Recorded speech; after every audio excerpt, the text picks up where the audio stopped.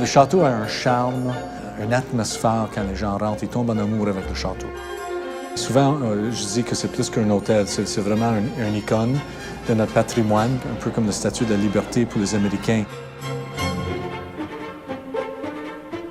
Pendant plusieurs générations, ça a été le lieu où la modernité entrait à Québec. Les idées nouvelles, les rythmes nouveaux, les premières femmes qui prenaient un dry martini avec des cigarettes. Le château Frontenac était le sujet des sermons des curés parfois. C'était considéré par les gens, par beaucoup de gens, comme un lieu de baise, un lieu de perdition.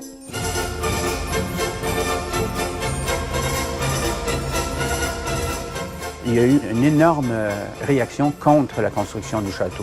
On construisait sur un lieu mythique. C'est que sous le château Frontenac, il y avait le château Saint-Louis, dont la construction a été entreprise par Champlain d'abord. Il a été incendié, mais il y avait quelque chose de sacré.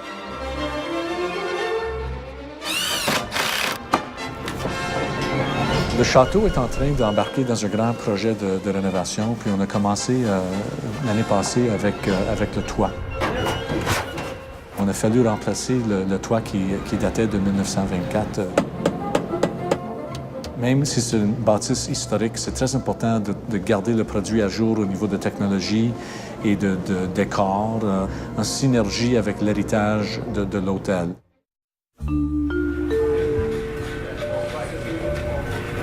Mon nom, c'est Chrissy Saint-Pierre. Je suis présentement directrice à l'entretien ménager. On a 110 préposés aux chambres. Pour faire tous les lits, ça nous prend environ 4000 draps pour faire le lit une fois. Puis c'est tous les jours. Donc, Nicole, tu travailles avec nous depuis combien d'années? 22 ans. Ça, c'est la presse à manche.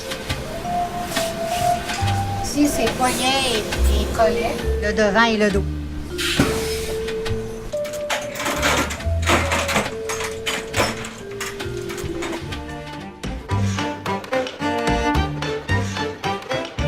Le château Frontenac, presque jusqu'au début des années 70, c'était une ville en soi. Il y avait tous les corps de métier. Il y avait des plâtriers, des électriciens, des menuisiers. Il y avait un médecin en permanence.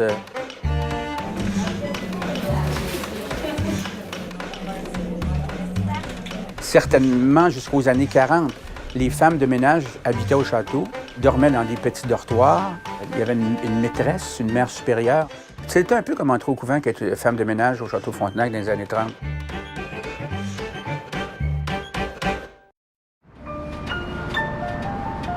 Ce jardin, il a 20 ans.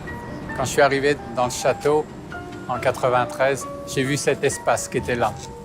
Et là, j'ai dit, ah, fantastique, je crois que je vais avoir un jardin, OK? Cette année, on va faire autour de 600 litres de miel, ce qui est énorme. Ça fait des fleurs rouges comme ça.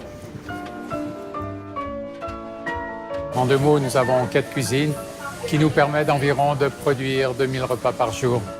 C'est une maison qui vous occupe du matin au soir, souvent 7 jours par semaine et à longueur d'année. Mais c'est une maison unique, je dois dire. Mais quand on aime notre métier, on aime notre métier.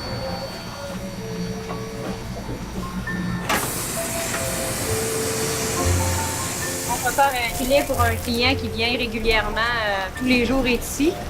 Fait que monsieur et madame Beaver, fait qu'on y prépare son filet à son goût comme elle l'aime. Ici, c'est plus comme une famille. Ici.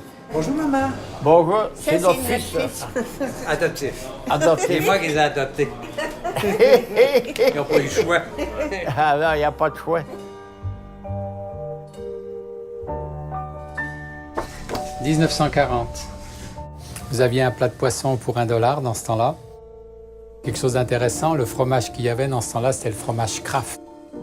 Et avant tout, on levait le verre au pape, après au roi, et puis à toute la gang qui était en dessous. Okay? La clientèle importante qui a fait les beaux jours du château, c'était beaucoup des Américains. Et c'était beaucoup des habitués. C'était très ludique aussi, il y avait des jeux, et c'était des jeux qui appartenaient au château.